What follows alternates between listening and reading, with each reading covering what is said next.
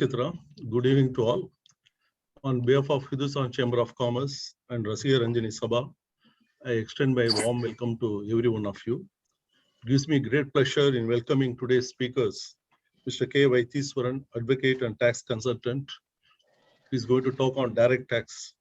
CAB Shankara Narayanan, chartered accountant, he will be presenting on indirect taxes. Mr. Chandrasekara Kupperi will talk about economy. I think we are having today good speakers to share their knowledge on various aspects of budget. All of you know that budget is an annual event, and in particular, the urban population of India is always, looking forward to hear the budget and its outcome, rather than the rural population, because of various anticipations on the budgets. But the most interesting thing is that many times, the budget will not satisfy all the stakeholders. Only a few stakeholders will be satisfied. I think you may know that a lot of discussions will be done by the finance ministry every year with a lot of every stakeholder. But ultimately, when budget is presented, only few of them will have a chance to have their say in the budget. Many of them feel that their wishes or their wish list is not there in the budget. Maybe due to various reasons, of course. Government point of view will be different, the stakeholders' point of view will be different. So ultimately, what presented in the budget, by the finance minister holds good. I would like to share some of the interesting things of the budget process or something like that.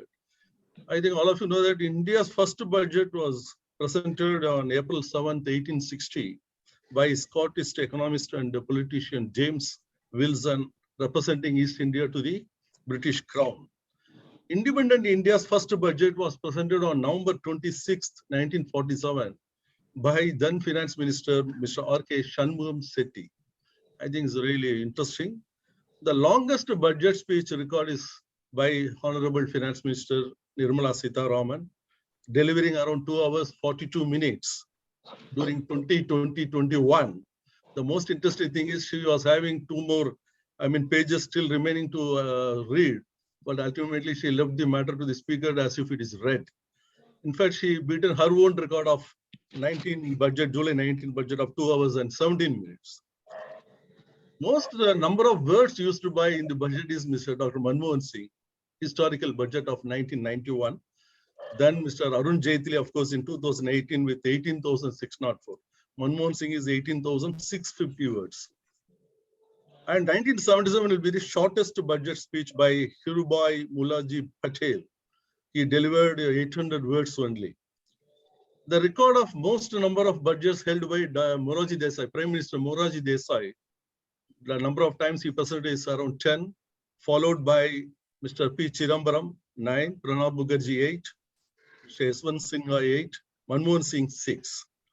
I think earlier the budget was presented on 5 p.m. on the last working day of the February. Then they shifted to 11 a.m. of the last working day of the February during Yashwant Sinha period. But Mr. Arun Jaitley further preponed that to the 1st February from 2017. Of course, 11 a.m. was maintained. COVID-19 has made the finance minister this time to give a paperless budget. And our Honorable Finance Minister Nirmala Sitharaman is going to be the second woman after Indira Gandhi to present the budget. In the financial year, she presented in 70-71. After that, only Sitharaman has become the first woman to present the budget after a long gap. Railway budget was presented separately for more than 90 years, but later on it was merged with financial budget in 2017, and thereafter there is no separate budget for the railways. And different types of budgets are there. Black budget, that was by O.B. Chauhan period. Carrot and stick budget, Mr. Dr. V.P. Singh presented that.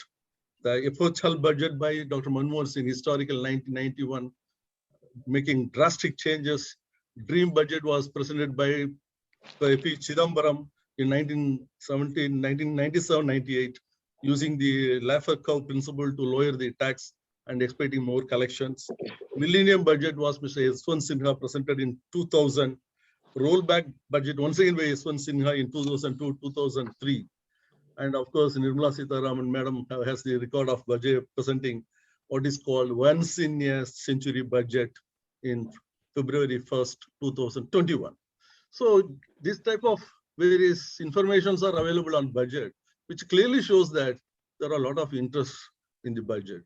But for a layman or for people like us who are all, want to know the intricacies of the budget, many times what happens when budget speech was given, it will be superficial. You won't, sometimes you will miss the finer point of certain aspects of budget. When it comes in print only, we'll be knowing, all right, this is the impact. For example, this Mauritius, the bonus stripping, today after reading a newspaper only, it was very clear what is what.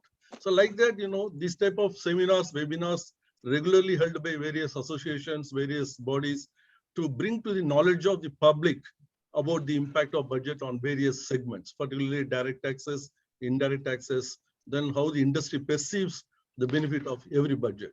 So with this prelude, I am really very glad to welcome my own members of Hindustan Chamber of Commerce, as well as the members of Rasiya Ranjani Sabha, my past presidents, and my council members, and also the public, whoever has come today. Really, I must thank them for coming and joining this webinar, which is going to be an interesting one because we are having high valued speakers for the day. Over to Chitra. Thank you, sir. I now call upon Mr. Vijay P. Chodia, Vice President, Hindustan Chamber of Commerce, to introduce our first speaker, Mr. Chandrasekara. Good evening, everyone. Am I audible? Yes, yes. Yeah. I have great pleasure in introducing Mr. Chandrasekara Kupperi. Mr. Chandrasekara Kupperi has almost 2 decades of experience in various multinationals with diversified sector experience. Shekhar, as he is known, has rich experience in the FMCG space, having led Please mute, madam. Please mute all, please, except Mr. Chodia.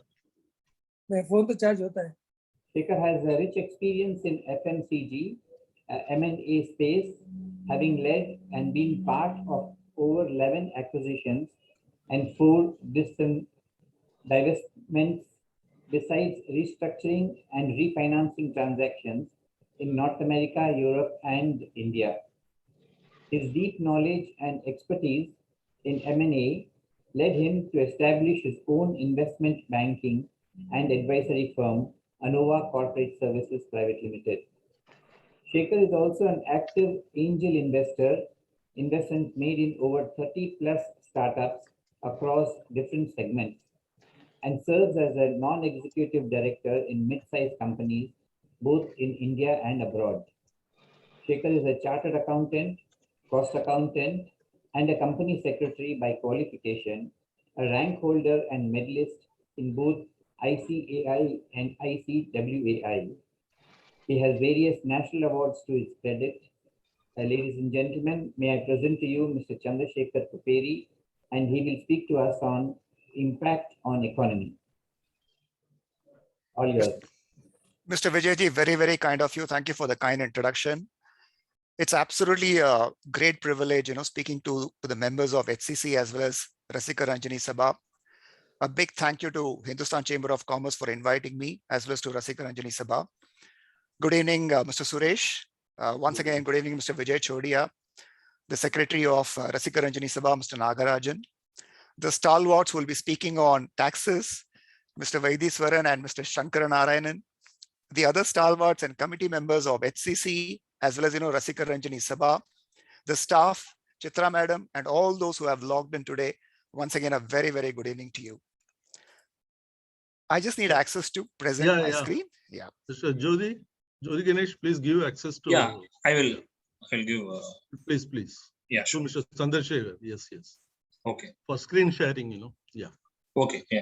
Make him host, That's all. As I'm doing it, let me begin by stating that this budget looks like a carefully crafted and calibrated approach by Madam Nirmala Sitharaman and Modi ji, of course, along with Dr. Ananta Nageswaran, the Chief Economic Advisor, and Mr. Sanjeev Sanyal, the Principal Economic Advisor. Clearly, it is not a populist budget, that's for sure. I'll just see if I can present my screen now.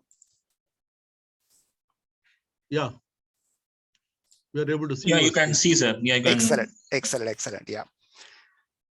So in terms of this budget, I think the key is the official digital currency, which is being spoken of in a big way. And of course, the next one is a higher government capital expenditure, the significant outlays on infrastructure, and interestingly, lowering taxes for cooperatives. Some of these initiatives have been taken, and of course, some of them are really notable. But I think what stood out or what is outstanding is the government's emphasis on the capital expenditure. The finance minister has almost penciled a 35% hike in capital expenditure plan to 7.5 lakh crore in this budget year. So out of that 39.45 lakh crore, almost 7.5 crore has been put against capital expenditure. I'll quickly touch base on the economic survey because this time, the whole emphasis was under this extreme uncertain situation, how are we going to be agile? So the economic survey spoke about the agility. And to me, this seems like an economic venture, but I guess it's worth a try.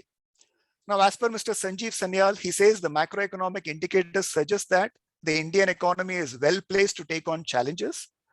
But he also did mention that India is 18 to 24 months behind schedule to achieve the 5 trillion economy given the pandemic. And this 5 trillion economy is something that we have always been speaking about.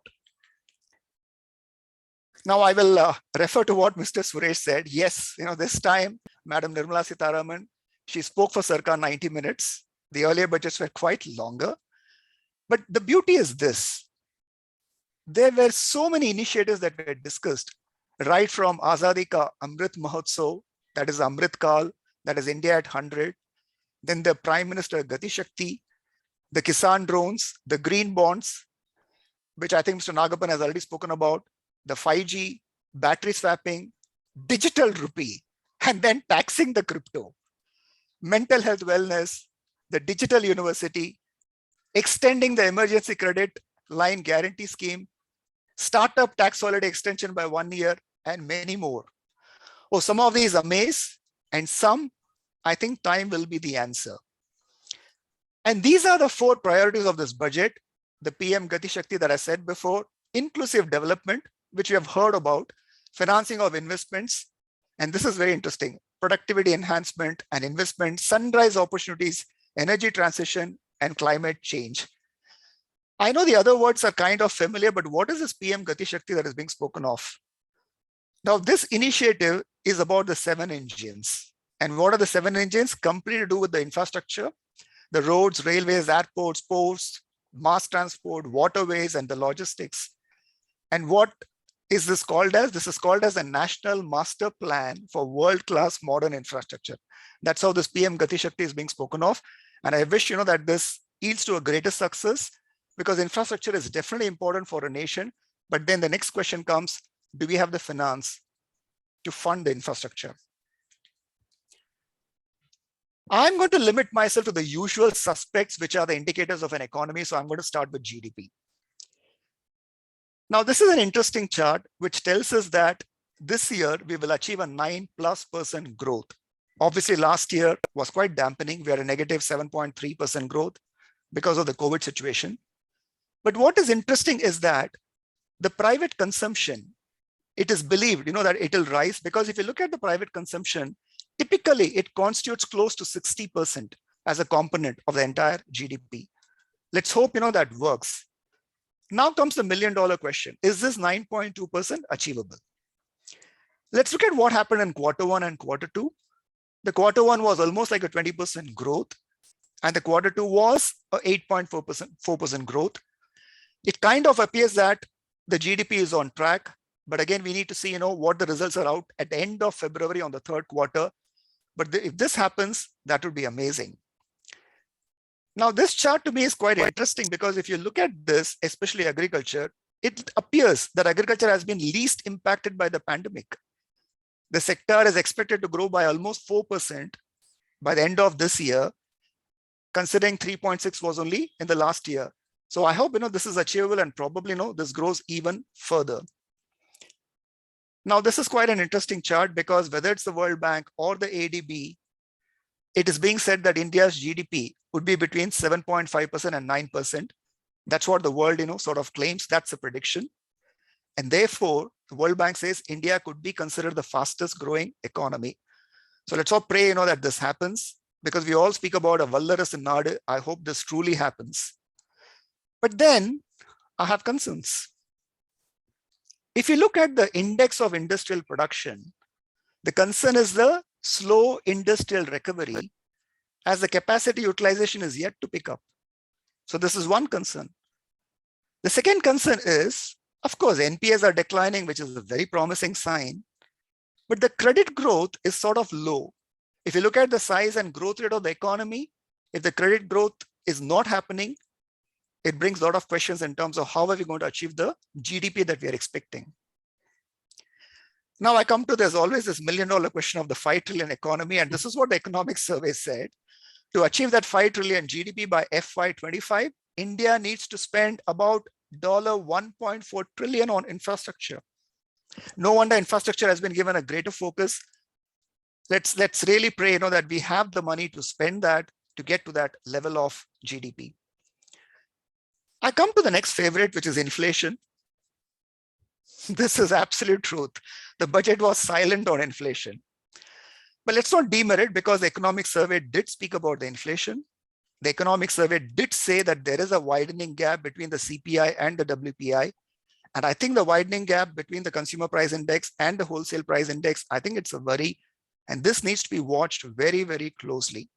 And I think with the increase, it might even lead to further deficit. And therefore, everything else, then becomes a question mark in terms of the bigger objectives. I come to the favorite of the government, which is the disinvestments, the privatization. And yes, it was a huge surprise. It was completely rationalized. Normally, the budgets are very high. For example, you will see the previous years, 210,000 crores, 175,000 crores. But this year, it is 65,000 crores. So it actually makes us question why. But I think the answers, the reasons are evident. If you look at the 35 approved projects since 2016, only 9 have got completed. 5 are halted. There are litigation against 2, and many more are still under process.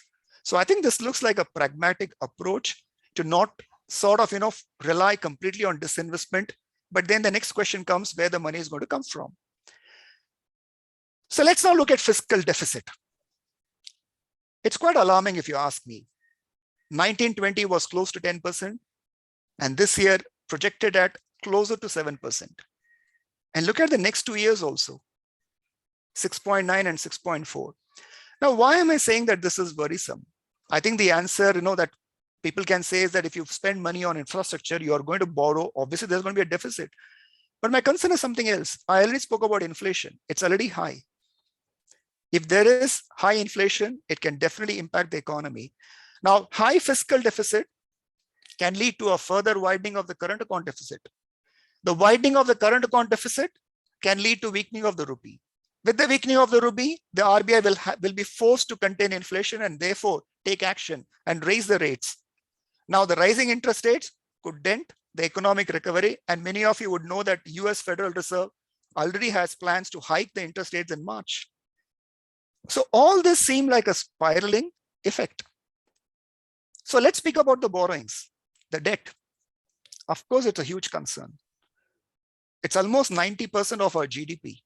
And it's only been increasing across the years, whether it's the center or the state, it's only been increasing across the years.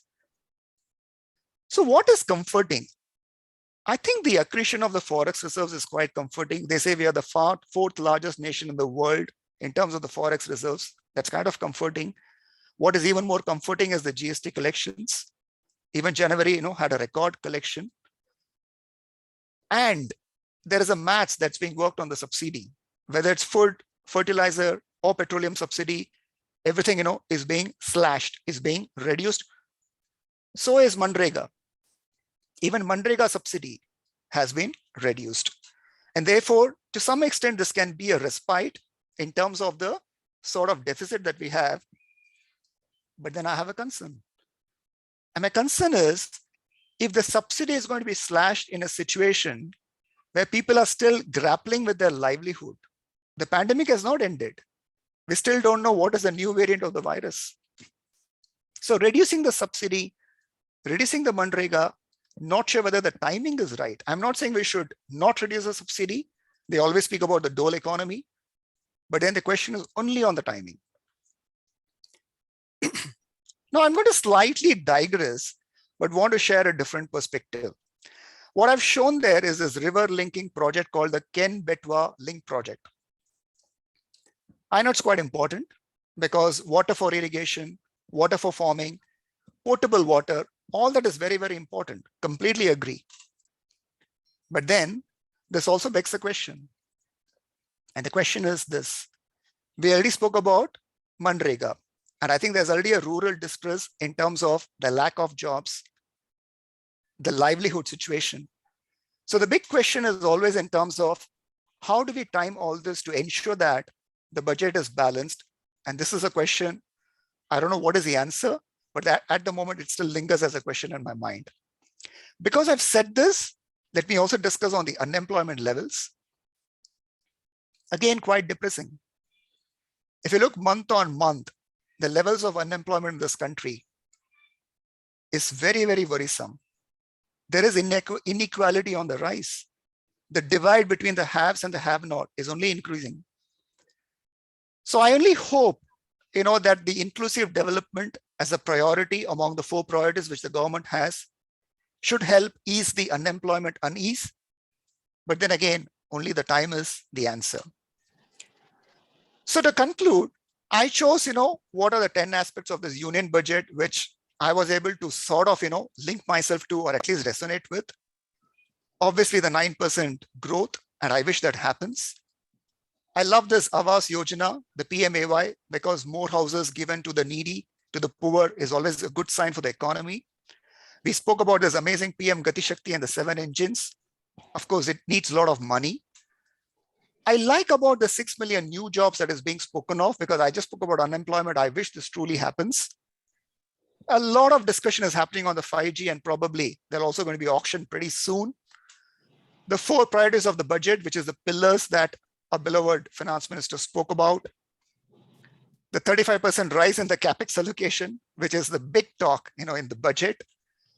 And of course, something very, very new, never heard of, from 75 to 100. What is that 25-year vision? That was, kind of very, very unique. And of course, they speak about a digital university to be established.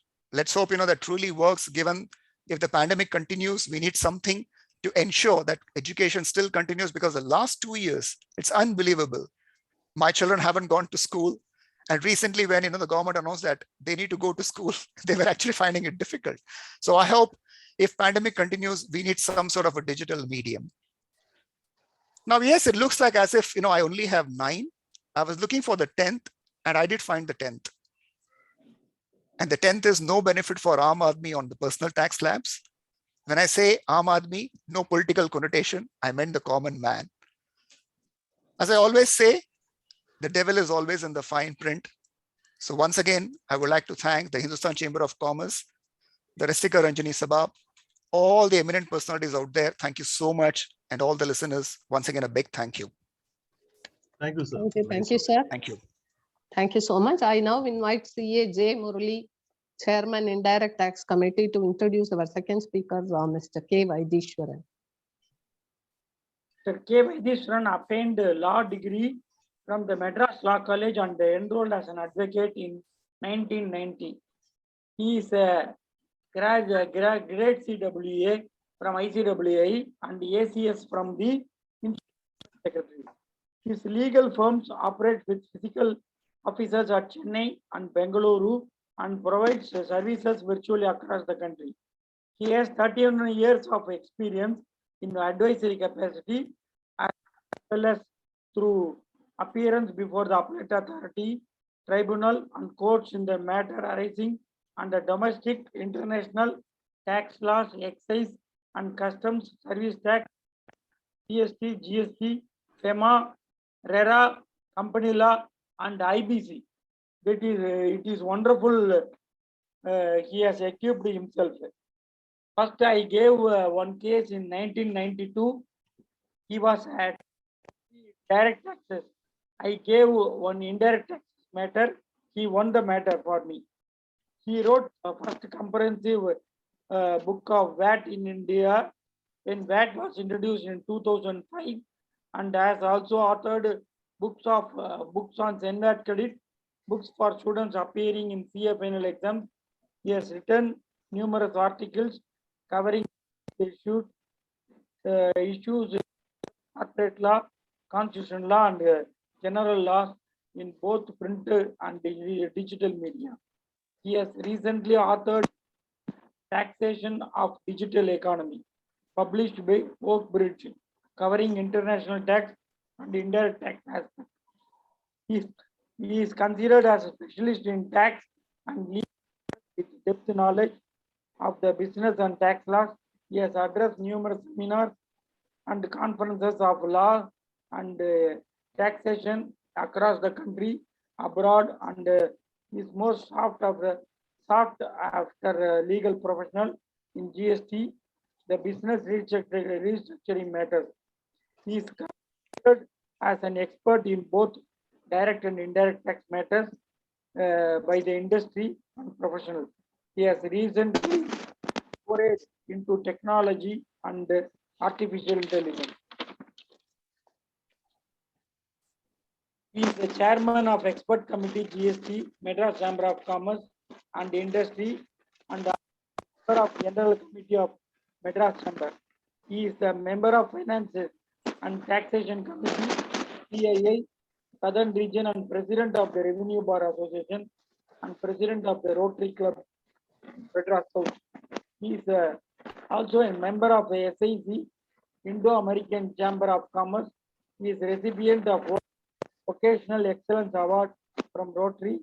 He is actively involved in various social causes through music and also forays into humor. Over to Vaitheeswaran. Thank you, dear Murli. Nice to connect with the old friend. And good evening to Mr. Suresh, Chitra Madam, Vijay Chodia, Nagappan, Nagarajan sir, and so many other friends I can see on the screen. And it is a pleasure to connect today to discuss some of the aspects of the direct taxes in the budget. Can I have screen sharing rights? Yes, sir. You have, sir. You have already given the access. Excellent. Excellent. Yeah.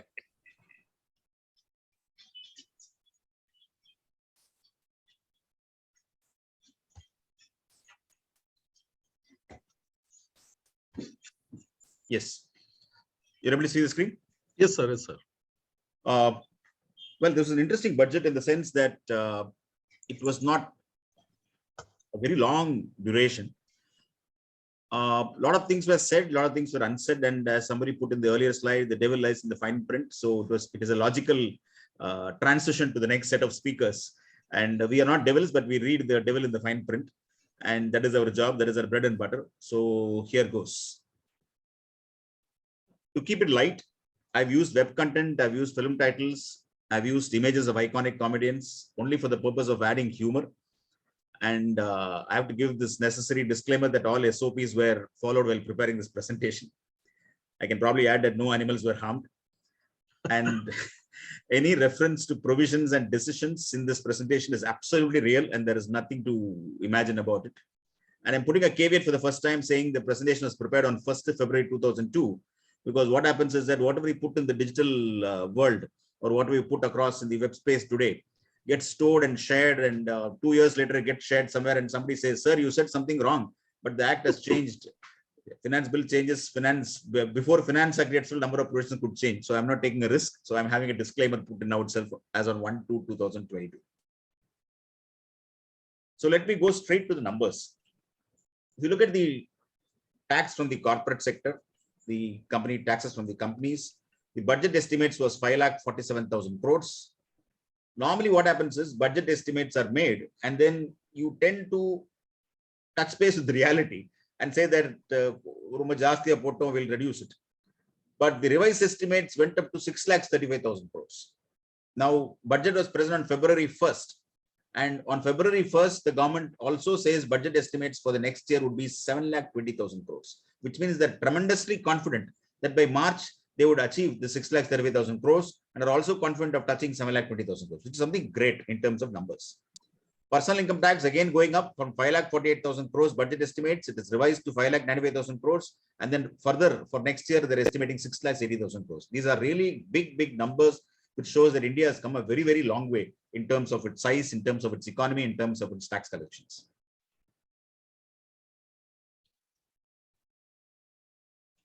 I am specifically putting this slide called as family man, because the public at large, salaried sector, individuals, everybody, all of us like some tax rebates. All of us like some kind of tax reduction or some kind of benefits that is put in your hand. And there was a huge expectation from the salaried side. In fact, one interesting thing of COVID-19 in terms of what the government has done, you see many of the policy announcements, many of the fund injections, many of the loan extension programs, many of the various waivers and concessions that have been granted have all been on the supply side. So you would see that the businesses have been given necessary fillip, necessary incentive, necessary support. But the question is, the business was also saying, you've done a wonderful job on the supply side, but what about the demand side? Do you have any mechanism to put money in the hands of the consumer, so the consumer will actually spend? So that was also an expectation from the industry, but nothing happened. Tax slab changes, nothing, you don't see anything, but a lot of relief was expected, at least through Chapter 6A deductions, but nothing again, I don't see anything there. And of course, all of us are predicting that government might need funds for Corona initiatives. And one probable good idea would have been a tax-free Corona bond. They are given an attractive, let us say, 5.5% or 6% tax-free Corona bond, and that would have really pumped in, gotten the necessary money, and they're also given relief to the various people at public at large. But if is there anything on tax? Yes, there is a statement in para 119 of the Finance Minister's speech. I take this opportunity to thank all the taxpayers of our country who have contributed immensely. So there is definitely, we have been thanked that we have paid taxes, but no change in tax rate, no change in tax rate of tax, no changes in Chapter 6A, as I said, no free bonds. There is a cap on surcharge on long-term capital gains, which is some kind of relief that came in.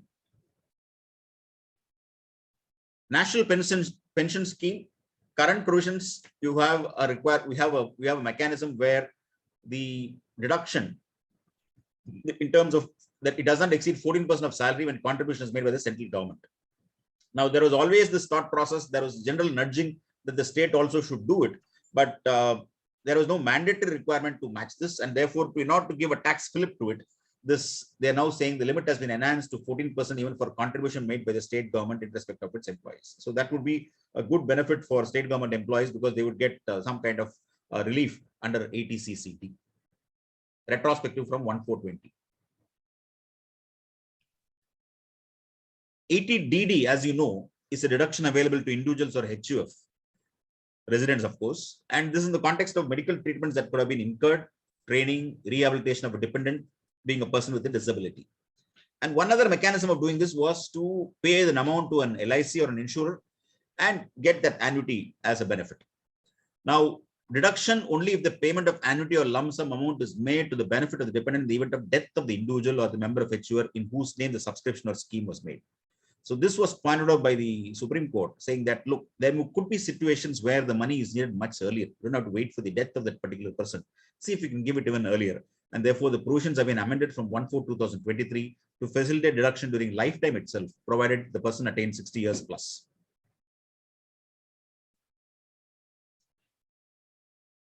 This, I would think, is a very important provision. All of us have seen this. In fact, I've personally seen this. There have been scenarios where there was a situation where somebody known to us had the person who was the breadwinner in the family died on account of COVID at a very young age, and completely rudderless. The family was struggling. So all of us were trying to help.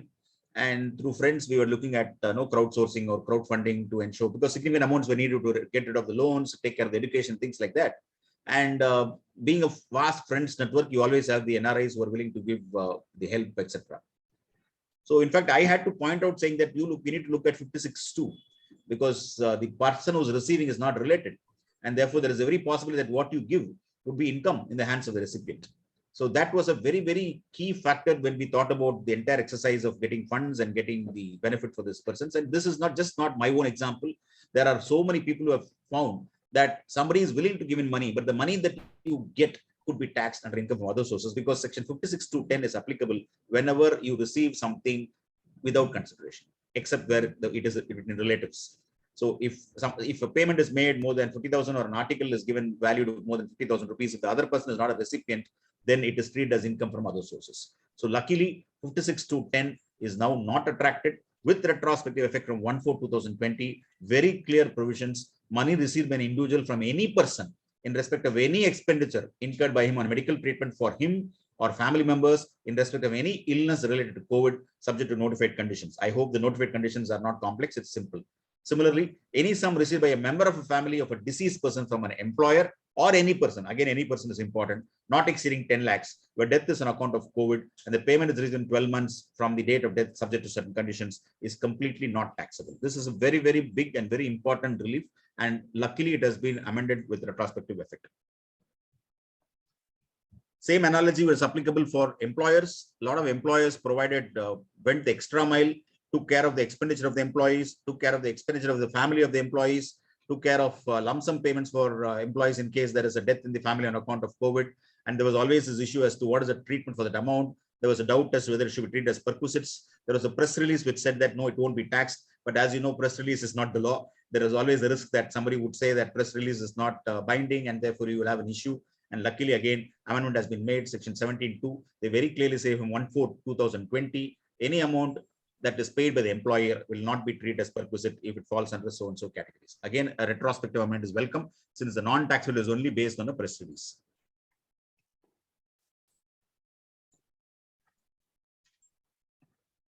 I remember the days when I was a junior in Mr. Ramamani's office, Subrayar's office. And Mr. Ramamani was a very popular speaker on the budget. And those days there was no internet. Those days you didn't have the book printed out, the online finance bill and finance memorandum explaining the finance bill available in the afternoon itself. So the budget meeting itself will be organized by chambers 4-5 days later, because the Sitaraman publication will come 2 days later. And then we will spend hours in the office analyzing line by line. Only one book will come. So all of us will pull that book from different sites and make notes and analyze. And sir will make presentation in his own style. And as juniors, we would be listening and he will just go through some of the changes and then say, this particular amendment is nullifying the Bombay High Court decision and so and so. This is nullifying the Supreme Court judgment and so and so. And sometimes you find that there'll be two speakers. Mr. Ramamani would be there and late Mr. Rajaratnam would be there, who's well known to Hindustan chamber. And both of them will talk to each other as to how that case law has been nullified and which paragraph has been nullified, etc. And as juniors will be simply watching as to what they're talking about. Today, the exercise is even more interesting because the budget itself elaborately discusses as to which case law they don't like and why they're nullifying it. In the memorandum itself, they're saying, we saw this judgment, we don't like this, therefore we're changing the law. We saw this decision, we don't like this, we're changing the law. So the issue is simple, whether surcharge, whether the education cess paid would qualify as a deduction, because income tax is not allowed as a business expenditure in computation of income tax.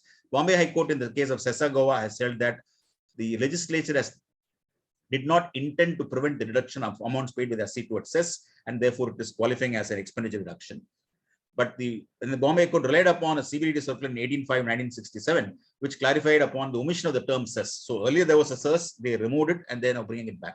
Now, of course, the explanation with retrospective effect 1/4/2005. Please note, explanation with retrospective effect 1/4/2005 to clarify that tax shall always include cess, etc. I have to pause for a minute and just recollect in terms of what late Jaitley said in 2015 budget, if I'm not wrong. When 2015, there was the first budget when Arun Jaitley presented the union budget after BJP came to power, or the NDA came to power. He made a very important statement saying that this government will be a departure from the earlier government, that they would not do retrospective amendments in tax matters unless it's in the very rarest of cases where it is important. So very powerful statement saying that we will not change the law retrospectively. But here you find that the law has been amended from 1/4/2005. So imagine what kind of appeals wherever it is pending will all get destroyed based on this point, and the huge interest liabilities can accrue. Now moving on to a completely different domain, completely different arena. Some of you would have seen my presentation, which I shared a week ago. I started a new initiative in the name of Tech Law Bytes, and I shared a presentation on what is called as non-fungible tokens. I kind of knew that there is something coming in the budget, so we had spent considerable time understanding this technological part of it. Now, what is government looking at? Government is looking at revenue. This is clearly identified as mobilization of revenue. So there are a lot of this unknown things in the market. I call it unknown things because we all put under the bracket and blanket of cryptocurrency, but not all of them are cryptocurrency. Some of them are crypto assets. So what is happening is that, let us imagine something like this. Let us say there is a Ravi Verma painting. Now this Ravi Verma painting, you know, it's a physical rare painting, and it is there in some museum or in some author's collection, or it is somewhere in some palace. Now this Ravi Verma's painting can be converted into what is called as a non-fungible token without touching this Ravi Verma painting. So there will be a digital version of it, but just it is not like a photograph. It will be a metadisk format with a unique number, unique link, etc., where it is only one item in the world, and that one item has got value. So Amitabh Bachchan created value for some of his memorable films. Rajinikanth has created value for some of his memorable from films, of course, with agreements with the producers and things like that. So you have the virtual world. There are a number of things that are now getting generated. And if you look at some of these are mind-boggling. So what the government looks at is, what are people doing with all these things? They're selling it, they're buying it. Then there is cryptocurrency, which is a huge segment in the market. If you have seen today's newspapers, yesterday's newspaper, the first page was full of only cryptocurrency discussions, because a lot of people have invested in this market, and some of them have no clue as to what they're doing. Some of them have some idea of what they're doing, but all of them are clear that we have no control over this. So it's an unregulated market, but seems to give spin-offs. Some people are saying significant gains, etc. So government is very clear. We don't know what it is. We are not entering into the space. We may issue an RBI digital currency. We don't know whether it is going to be a cryptocurrency or just a digital rupee instead of a physical rupee. But if people are making money out of those transactions, we want tax. So that's a simple logic in the entire format. And therefore, virtual digital assets is entering into the statute books from 1/4/2022. And there is a tax through 115 BBH from 1/4/2023, which means assessment year 23-24, previous year 22-23, 30% tax. The amount of income tax calculated on the income arising on account of transfer of VDA is taxed at the rate of 30%. No deduction in respect of any expenditure except acquisition. So somebody is trading, they bought it, then the acquisition cost can be reduced. No set off. So you make loss in this transaction, then you cannot use that loss to set off against some other business income of yours or some other capital gain that you have. So please understand, it is not treated as a capital asset. It is identified as a separate category by itself, identified as a virtual digital asset, tax separately to a separate mechanism of 115 BVH. And in order to ensure that the transaction is also tracked, there is a TDS provision from 194S. Therefore, whoever is involved, there is involved in payment for transfer of VDA to a resident shall be taxed, which will be taxed TDS at the rate of 1% of such sum. Of course, there are a lot of discussions going on as to whether the rate of 30% is very high or not, but it depends on whether the government is going to stick to what they say.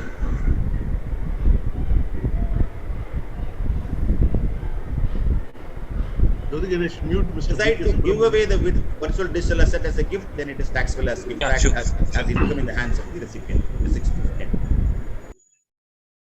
Please go ahead, sir. Please. Yeah. Now there are challenges. Now, what are these challenges? This mining of cryptocurrency happens somewhere. You don't know where it happens. There are different miners in the world, and each person is responsible for creating. Bitcoin is a popular name, but there are many number of virtual currencies. But each currency is unique in the sense that one type of virtual currency, there are only finite numbers, more cannot be generated.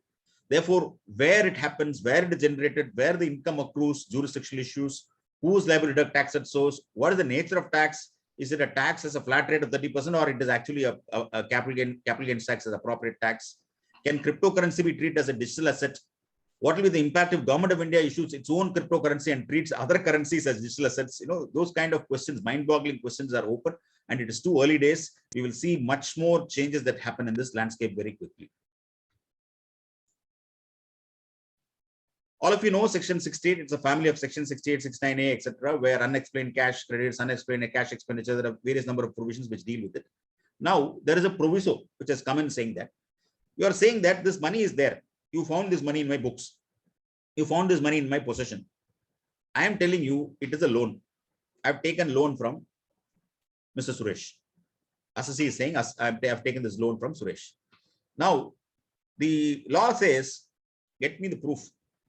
Get me the proof that Suresh has given you the loan. And I also want proof of how Suresh had the money to give you the loan. So this is what is called a source of source. So now these provisions are getting very stringent, whereby it is saying that the explanation given will not be deemed satisfactory unless the person in whose name such credit is recorded also offers an explanation about the nature and source of such sum so credited. And such explanation, the opinion of the assessing officer, has been found to be satisfactory. So these are very, very big changes that are happening as far as 68 is concerned. The objective again is to nullify a set of case laws and to endorse certain set of case laws. The Delhi High Court judge in the case of Lovely Exports has been nullified, as well as the view expressed by the Supreme Court in NRA Iron Steel and Madras High Court has been endorsed in the context of some of the amendments.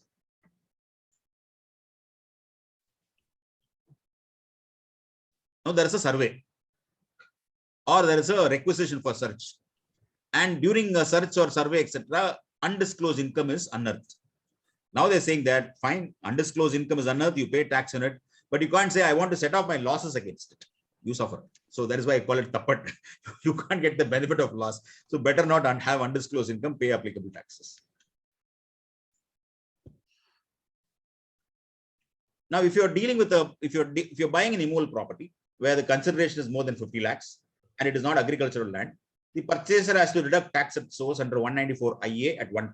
Please understand, if it is an NRI transaction, 194 IA will not apply, 195 will apply, and sometimes the rates can be very high at 20%. So residents, 1% has to be done as TDS. Now, in income tax, you have a special section called 50C, whereby suppose you register a property, you are buying a property and you provide in the sale deed that the consideration is 75 lakhs, but the guideline value is 1 crore. Then 50C says 1 crore shall be identified as the deemed to be the consideration. So you will pay capital gains by treating 1 crore as the receipt and then cost of acquisition, cost of improvement, etc. for capital gains calculation. So now they're saying TDS was originally only on the consideration, but where transactions are involved where the guideline value gets substituted because it is higher than the consideration, then the TDS has to be on that amount. Now this is baffling because the purpose of 194 IA was to detect transactions. 194 IA was to only give information to the government that somebody has sold a property, go and collect the capital gains. For that, 1% is enough, 0.1% is also enough because only tracking the transaction. So you don't have to worry about what is the actual consideration. This is new section 194R. This is going to be a nightmare for all businesses. Now, why? Now, it is not as if it is not taxable. For example, under section 28 clause 4, any benefit or perquisite arising is taxable as business income, where, for example, somebody you have a dealer, you have a supply chain, you have a retailer, you have a dealer, you have a wholesaler, you have a distributor, and he achieves certain targets. Therefore, you want to incentivize him to do good. You give him gold coins, you give him some jewelry, you give him television sets, you take him abroad, you give him COVID home test kits, you give any number of anything that is, you give him a laptop for his son. You do so many things as part of incentives, part of growth, part of business. There are so many sales promotion expenditure that is incurred while business has to go on. Now, what the government is saying is that those fellows should have reported this as income. The person who received the gold coin should have reported that value in his income tax and paid income tax. He's not doing it. How do I find out? Therefore, 194R. So person responsible for providing benefit or perquisite, whether converted money or not, arising from carrying out a business or expression by a resident, you have to deduct tax at 10% on the aggregate value of such benefit or perquisite. No TDS if it does not exceed 20,000. It's a very, very small sum. It's going to have a huge impact on companies because they will have to break their head as to what are the things that they're giving, because all of them will be generally booked as sales promotion cost, or somewhere it will be booked as marketing expenditure. You'll have to now identify what is benefit, what is perquisite, and it will have a huge impact, unnecessary impact, because that fellow does not pay the tax.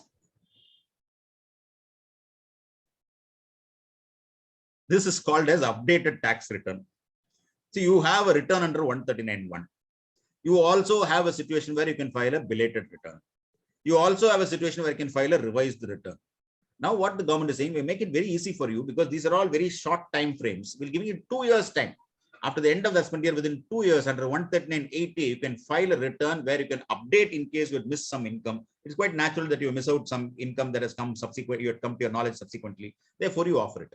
It looked very nice on reading from the speech of the finance minister, and when you read the actual section, it is quite scary because many fellows cannot apply. You cannot apply because fundamental requirement for this updated return is that you cannot offer loss, you cannot offer higher loss, you cannot reduce your tax liability. You have to show a higher tax liability and you have to pay additional tax liability of 25% or 50% as the case may be, depending upon the circumstances. So one who was really keen to pay a significant amount of additional tax only will look at this updated tax return. So that I thought will complete my direct tax. And there are a lot of other things, but given the 20 minutes time slot, I thought I won't waste your time and cover all the key issues which will be relevant for business and for individuals. I thank the Hindustan Chamber once again and Mr. Suresh for giving this wonderful opportunity. Thank you for a very patient hearing. Thank you, sir. Very nice. Very nice. Thank you, sir. I now call upon Mr. M.K. Narayanan, Co-Chairman, Indirect Tax Committee, to introduce our third speaker, CA V. Shankara Narayanan. Thank you, madam. Good evening to everybody. I am pleased to introduce to you the last speaker of the day, last but not the least, Mr. V. Shankara Narayanan. Mr. Shankara Narayanan is a chartered accountant and cost and management accountant with more than 1.5 decades of experience in financial and taxation compliances, spanning across diverse sectors, including banks, service sector, manufacturing sector, with specialization in indirect taxation, namely GST, customs, and foreign trade. He is a member of GST study group of ICAI. He is also a master trainer of GST affiliated by ICAI. He is a contributor as part of the ICAI team in charge of preparing and updating background material and GST. He has trained more than 5,000 chartered accountants and 9,500 plus finance and accounts professionals across the country on GST law and practice and indirect taxes. He is a member of Governing Council International Chamber of GST Professionals, IGSTP, and also Indirect Taxes Committee of Hindustan Chamber of Commerce and Madras Chamber of Commerce and Industries. He has authored and reviewed publications on SENVAT and GST under the auspices of ICAI. He is a speaker and trainer on taxation at ICAI, Institute of Cost Accountants of India, Institute of Company Secretaries of India, CTSTI, Commercial Tax Training Institute, Tamil Nadu, NASN, National Academy of Customs, Indirect Taxes and Narcotics, Chennai, Regional Training Institute of C&AG, ICT, part of NITI IOB initiative. He is a founder partner in GPBS and Associates, a CA firm present at Chennai and Bangalore, heading the indirect taxation, compliances, advisory, and litigations vertical. With this introduction, hand over to Mr. V. Shankara Narayanan. Over to Mr. Shankara Narayanan, please. Thank you, sir. Good evening, members of Hindustan Chamber of Commerce and Sabha.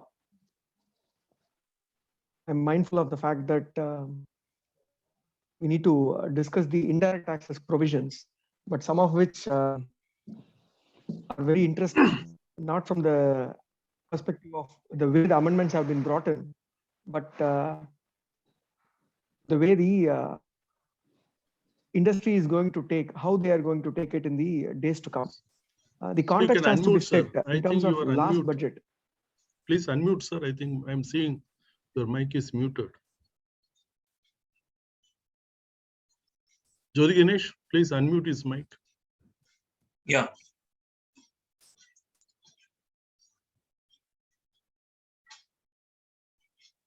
Audible? Yeah. Hello? Yes, sir. Yes, It's sir. unmuted only. But it shows, okay. Unmuted. Am I audible?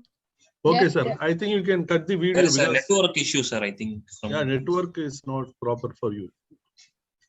You can cut the video, sir. No Okay. problem. Cut the video and network will be good. Okay, Yeah. Yes, sir. that's fine. I'm not sure where to start. I think I'll have to start over again. Yeah, please. The indirect taxes related amendments which had been proposed in this budget, customs related amendments which have been more in terms of the rate rationalization, where the intention of the government is quite clear, though in some of the places we get to read that on umbrella the customs duty has increased while the diamonds the customs duty has been reduced. I think the context was also very well explained in the speech of the finance minister, stating that we want more and more local supplies for these products. Hence, we are trying to make the imports a little costlier. So the intention is not to make umbrellas costly. The intention is to make the import of umbrella or parts of umbrella rather than make it within India. So the way it is done in the act is one, but how it is understood is completely different. So the rationalization or the look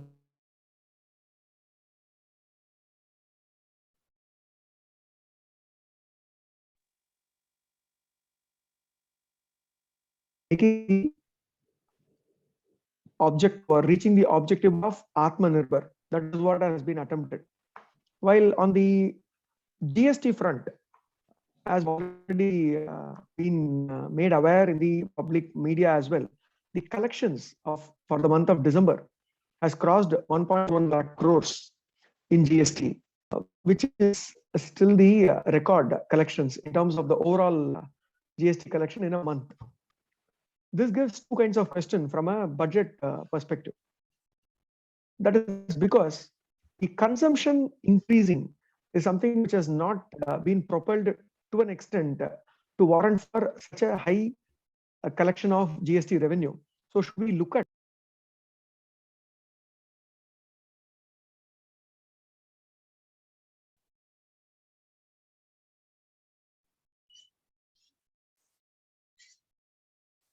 the GST revenue hike as a spike or a growth or a recovery of the economy is something which is very interesting for us to note, because we will have to see whether in the next 3 months such amount of collections will be sustained. Though the budget targets have been set, which are again a target which are on the higher side for 22-23. We only hope that the recovery actually happens, because consumption side, the spending is less. So the recovery of GST to that extent is something which remains to be seen. While on the legal provisions, the specifics, the devil that lies in the detail. One is on the small and medium enterprises. When they look at GST, it has actually become a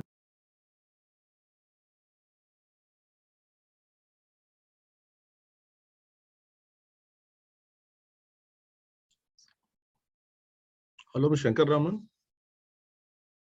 Hello. Shankar Hello. Narayanan.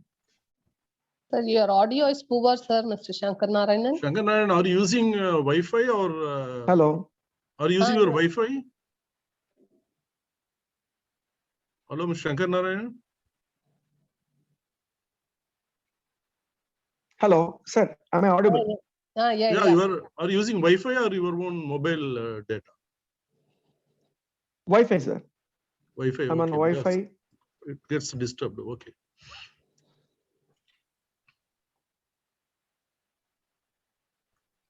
Please go ahead, sir. Please. Yeah, should I continue? Yeah, please, sir. Yes. Please. On the small and medium enterprises, the challenge in terms of compliance, the context has been set right from the last budget. The majority of those amendments got notified only from 1st of January.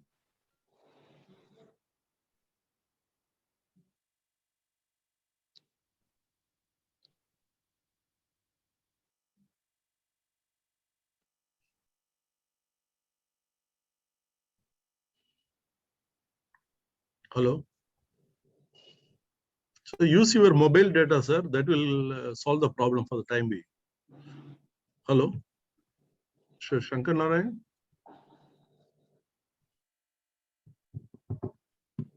Unfortunately. Hello. Mr. Shankar Narayanan. Sir, I think he is went, sir, actually, because of the network issue. It's No, not there. he should use mobile data. I think Wi-Fi is not that much Okay. strength, you know. Okay. Call him, tell him mobile data, ask him to connect with mobile data. So that, I will call him, sir. I will call him. that will You give are him able to some. hear me now? Yes, sir. Yes. I'm able to hear you. That is what I have done now. I've cut out Okay, of my okay. Wi-Fi. I've come to my mobile data. Yeah, Hoping please, that sir. this will solve the Good, issue. sir. Good, sir. Please go ahead, sir. Please. Yeah. Yes. So on the compliance front, what has happened, technically, I would call it as, I think colloquially, we can call it as karma theory. Unless you finish the last karma, you will not be able to do the next one. So you will have to go through it. So what happened is GSTR 3B of last month, if it is not filed from a taxpayer's perspective, or GSTR 1 of the last month is not filed, we will not be able to even open the next month return. is what has been brought in. So this ensures on one end that people do not have delay in their compliance. But on the other side, look at the perspective of the buyer. Now, when the buyer procures those goods from such vendors who are not able to pay the tax on time, what it does is the credit that he is supposed to take on such purchases is in peril. Because the credit cannot be taken unless my supplier reports. So my supplier reports it on day one, but he is not able to pay the tax. Then I will not be able to take the input tax credit. So the two kinds of checks that have come in, which is one, my supplier not just alone needs to report it. Now he should also pay the tax. Only then I'll be able to take the credit. Now this increases the burden of matching. So section 38, which has undergone a complete change, wherein what the department had done is they have removed the concept of GSTR 2 itself from the act, and they have introduced GSTR 2B, and which has been further strengthened by this. So what happens is we take the input tax credit hoping that our supplier will pay, and then we have to do one more reconciliation whether the supplier has actually paid or not, and then only the credit can be availed. Working capital of all the industries will undergo a huge crunch, at least for 1 month, because they will have to set right their credit availing mechanism. I think this is what this amendment, coupled with the amendment proposed in the budget, is going to offer us. Now, this is something which was not expected. What could have been done, which was given as a suggestion, is the small and medium enterprises, instead of them doing the compliance, the larger taxpayers who are procuring from them should have been allowed to pay the tax under reverse charge. So when I know that he is not going to comply, I can still pay the tax and avail the input tax credit. That is something which could have been encouraged. At least for the medium and large scale industries, this would have been a relief. But this did not happen. But what had happened is the long chain of compliance continues. In other words, my supplier's compliance, or when he is not compliant, the pain is going to be felt by the buyer. And this will result in more and more the buyers being apprehensive to buy from small and medium enterprises. So instead, I think some drastic measures will have to be taken in this front to make this a buyer-oriented taxation rather than a seller-oriented taxation, and expecting them to comply. So this is one major impact that we will see, not today, because one good thing about the GST amendments is it takes quite some time for the department to notify it, because it has to go through the parliament. And even after that, due to the technical challenges and across the country, it has to be passed in every state. It takes it time to get notified. So maybe by mid of this financial year, September or October, is when we will see that these provisions come into being.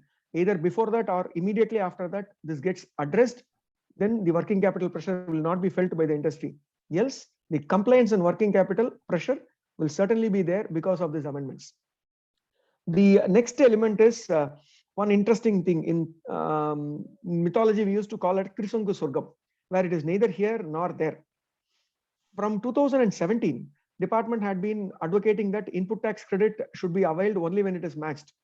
But the concept of matching was made mandatory by a rule from 2019. So for the first 2 years or 2.5 years, what is the locus standi of the department to seek the mandatory matching was section 42 and 43. So we were thinking that, okay, they are giving notices, so it is legal under section 42 or 43 for us to respond to that. But now what has happened is suddenly in this budget, section 42 and 43 itself is removed from the act. So they have said these two sections are omitted.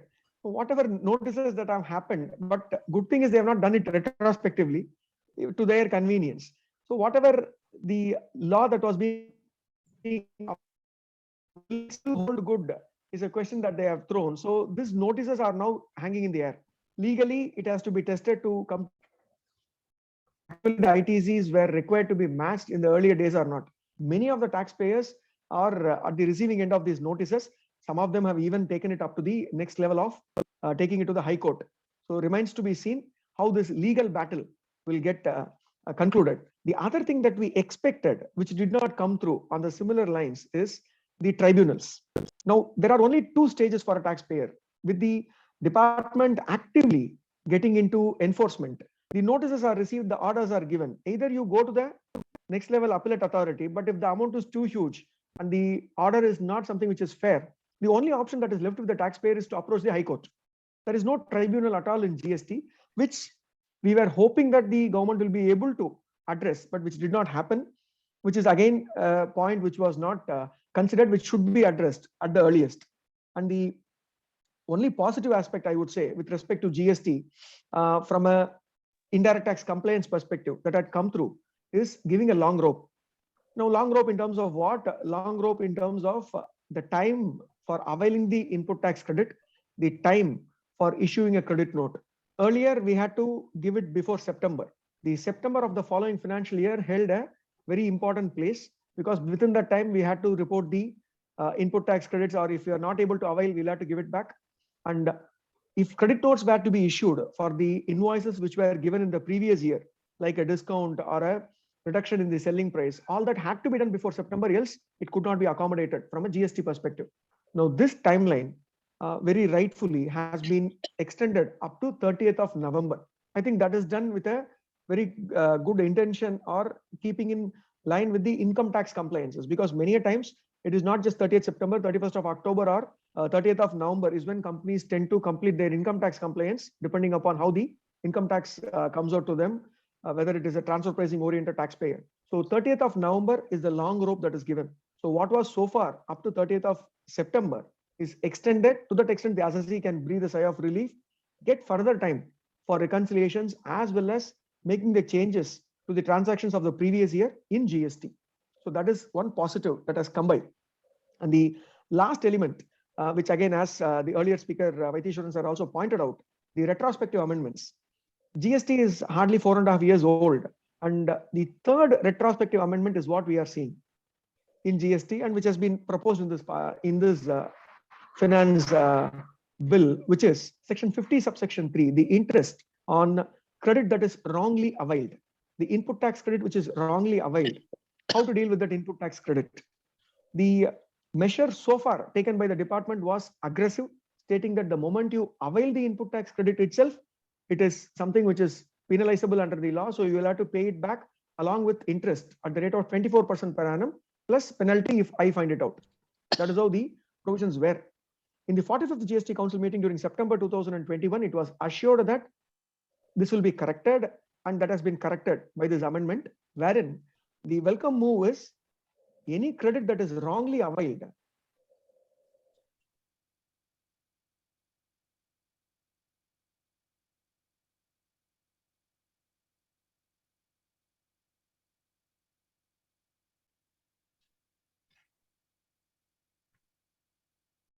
or it is to be paid back, but there is no need to pay any interest on it. That is the retrospective, which is expected by the industry. It is in a way in nature. However, that mistakes that we committed in the last 3 or 4 years, in the early days of GST, where we could not correct it. Now we can correct it with minimum damage. Is something which this helps. This amendment helps in that direction. So overall, looking at the indirect tax perspective of this budget, I would say the amendments have only furthered the compliance burden. The industries, the trade will have to up the ante in terms of compliance, because that is what that is where the challenge will start from 1st of April. Because though these financial year, all these compliances should have been in place from 1st of April. So getting ready within that time and getting ready for the compliance, I would say, is the key takeaway from this finance bill for the industry. So thanks a lot to the Hindustan Chamber of Commerce and Rasikara Engineering Sabha for giving this opportunity. Over to the organizers. Thank you. Thank you, sir. Thank you, sir. Question answers from audience.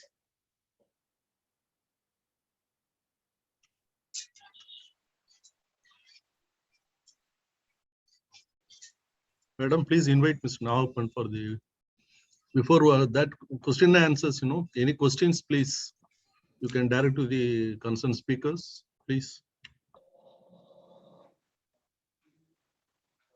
You can put it in the chat box also, in case. Today we had a wonderful presentation from all the 3 speakers. I have a question. Yes, sir, please. I'm M. Ganesan. Yes, sir. We talked about the capacity utilization and the declining trend. It is hovering around 75% in India as a whole. And the first speaker, I didn't get the name. He was mentioning that he made a passing remark about that. But I just want to know, if you take power sector, I am coming from power sector. Okay. There is a ban on, because of the clean energy, the production capacity in the country is idle. Similarly, if you look at the other options of so many imports of toys, I'm taking two extremes. We are surviving on imports because it is cost effective. So how to address this? For example, if you take companies like BHEL, L&T, BGR, and so many other corporations, they were all focusing on coal-based plant production. Now there is no demand for that due to a bigger reasoning behind that. Yes, accepted. But the capacity remains as it is in the books. So this is there, the 75% capacity utilization in the whole of India, I believe is in the last 4 or 5 years. Moment we signed the Paris Accord on environment. This is one aspect. Two, due to the COVID, the demand was not there, so production was not there. It is conceivable. But after now the COVID is stabilizing with so many other things what we see. I don't see a trend of improved capacity utilization even today. How is this factored in the overall planning of the nation as a whole? So Kupperi? Sir, Yes. thank you for that wonderful question. I think the point I was alluding to at the moment is that the capacity is around 60 to 65. You're absolutely right. In the past, it's always been around that 75 or maybe, just a shy, of 80. But I think to your question in terms of how, the production could be enhanced. I mean, this is just my view. I know we have eminent personalities like Mr. Nagappan as well as Mr. Anand Patsardi. My view is that I think the circulation of money in terms of the funding that comes from the bank or the NBFC to the industries, that sort of, there's a credit slowdown. And this is because of the effective, sort of measures that RBI has taken to reduce the NPA, but that's not sort of helped. I only wish if this minimum, government and maximum governance is actually true to the words, in the sense, if they're able to spot, who are the right sort of entrepreneurs who have actually followed the ethical practices based on, the sort of governance that they have shown, I think that can lead to some sort of a respite. But trust me, it's a very beautiful question. I don't have a very clear answer. And I could also hear to Mr. Vaitheeswaran when he said that many of the taxation policies that come, we still wonder, why they are brought in the first place.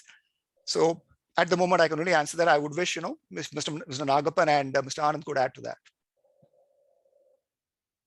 And incidentally, the person who has asked you the question was former executive director of BHEL. Okay. What a privilege, sir. What a privilege.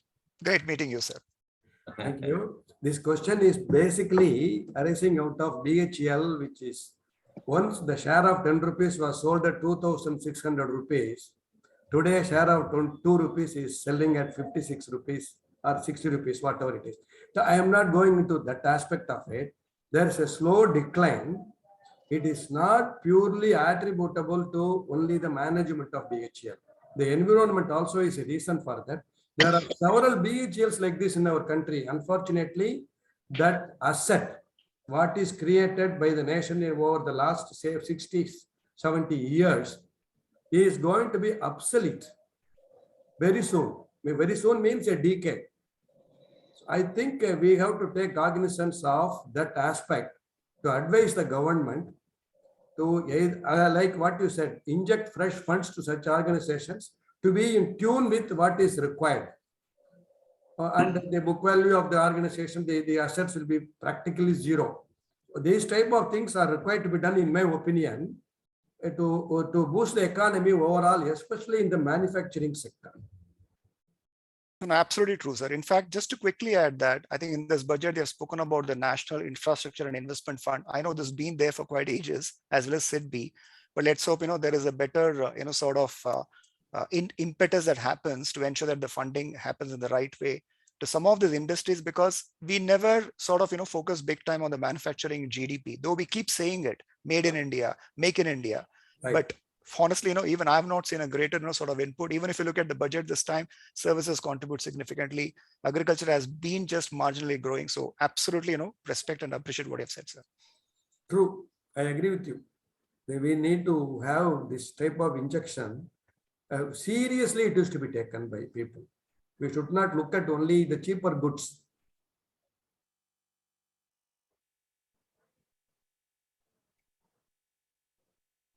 Any other questions, sir?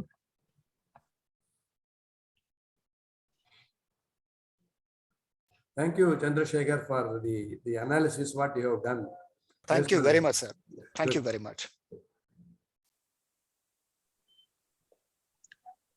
So, President, can we conclude the session if there are no questions? Yeah.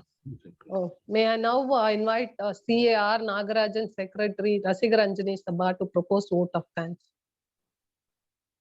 Good evening, one and all. It gives me immense pleasure in proposing a vote of thanks. Before I could get on to the subject, in thanking all the wonderful speakers, those who have done a wonderful job, and they are known as seasoned speakers. They are not speakers for season, they are seasoned speakers. So obviously their presentation happened to be one of the brilliant, and probably this could be the biggest eye-opener for anybody, those who would like to have the budget analysis. But while it is so, generally it is said, when the budget is presented, what is happening in the budget? Poor get subsidy, rich gets rebate, middle class, you watch TV, you get debate on budget. This is how the budget is being now normally presented. In fact, on the 1st of February, when our finance minister, just before raising onto the stage to present the budget, somebody commented, Mrs. Nirmala Sitharaman would present the budget at 11 o'clock. At 11:05, Arnab Goswami would declare the budget as historic. At 1:05, Congress would declare budget as disaster. CPI would declare budget as friendly to Ambani and Adani. SP would declare budget as anti-farmer. Other parties would ruin their grievances for the budget. In the evening, the entire media led by Rubika and Anjana Om Kashyap would become the top economists of the world. But at night, the common man would go to sleep without any difference, as he has to go to work again tomorrow. Now, both our Chandrasekara, Kupperi, as well our Vaitheeswaran made a reference about Aam Aadmi. While Chandrasekara was so concerned about the 10 aspects of concern, the 10th one, he kept it as one secret. At the end, he revealed saying, Aam Aadmi. What has been the benefit given to common man, Aam Aadmi? Again, probably what we have not realized, or we have realized, but then we are not taking cognizance. 8 years ago, income tax on taxable income between 2 lakhs and 5 lakhs was 10%. Now it is only 5%. Common man is benefited. 8 years ago, tax on restaurant bill was 20%. Now it is, or 20%, even 28% in some cases. Now it is only 5%. Common man is benefited. 8 years ago, interest on home loans were 13.3%. Now it is 6.6%. 8 years ago, 1 GB of 3G data pack was 250 rupees. Now 1 GB of 4G is rupees 5. 8 years ago, sky high prices of medicine and stents. I have gone through the stent in 2012. Now they are several notches less. 8 years ago, inflation in double digits. Now under 5%. Prices of pulses and vegetables fall. 8 years ago, 17 different indirect taxes. Now we have only one GST. 8 years, our economy was in fragile 5 group. Now it is in BAA3 class. 8 years ago, in case of doing business, we were at 160 rank. Now, one of the top performer is in 77. 8 years ago, real estate builders had man money. Now they are bound to deliver project before deadline under RERA. 8 years ago, there were many entrance exams for medical. Now we have only one need. Other than Tamil Nadu, nobody else objects. That is purely politics. 8 years ago, average passport issue time was more than 5 months. Now it is only 1 hour, less than 1 month. 8 years ago, highways were made on crawling speed. Now it is 70% higher than 2014, Gadkari.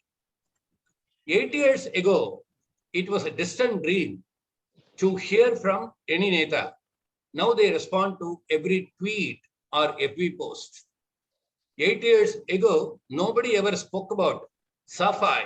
Now we have world's biggest Safai Andolan. 8 years ago, medicine prices were regulated by big pharma companies. Now same is regulated by government and have brought them down to 50%. The only problem with us middle class people is we never realize all these developments are for us. Schemes like Udan, Swachh Bharat, Jandan, GST, Beti Padhao and Beti Bachao are for us, buddy. The most important point, 8 years ago, we were not sure who our Prime Minister was. Now even the entire world knows about him. He is not a puppet, at least. Thank you, gentlemen, for all of you for your patient hearing. And once again, both for Hindustan Chambers member as well as RR Sabha members, we are extremely happy and thankful. And more such meetings are in the offing, not necessarily on the virtual media. It would be very much in person in RR Sabha in one of the biggest, wonderful auditorium where we would like to have. Thank you. Thank you for your sir. time. Thank you, sir. Nice of you. Thank you so much. Also, Hand to all the speakers. Let us give a Anand. big hand to them. Thank you so much. I also thank CAP Anand, Chairman of Direct Tax Committee of Hindustan Chambers, sir, who was instrumental in designing this program for the members. Thank you so Mr. much. Anand. Yeah. Thank you, Mr. Anand. Thank you. Thank you, Chitra, for coordinating and completing the entire program in good manner. Thank you, sir. I have to thank all the members also, all participants for making it a grand success. Thank you so much. Thank you. Thank you, sir. Thank you. Thank you, sir. Take care. Thank you, Mr. Nagarajan. Thank you so much. Thank you, Mr. Thank Anand. you. Thank you so much. Thank you, Mr. Vaitheeswaran. Thank you. Thank you. Thank you, everybody. Thank you so much. Thank you, Mr. M.R. Ganesan. Thank you. Bye for now. Thank you. Yeah. Thank Thank you, you, Chitra, madam. Thank you. Thank you, sir. Thank you. Thank you, Chitra. Thank you, Nagapataya. Thank you, Suresh. Thank you, sir. Thanks, everyone.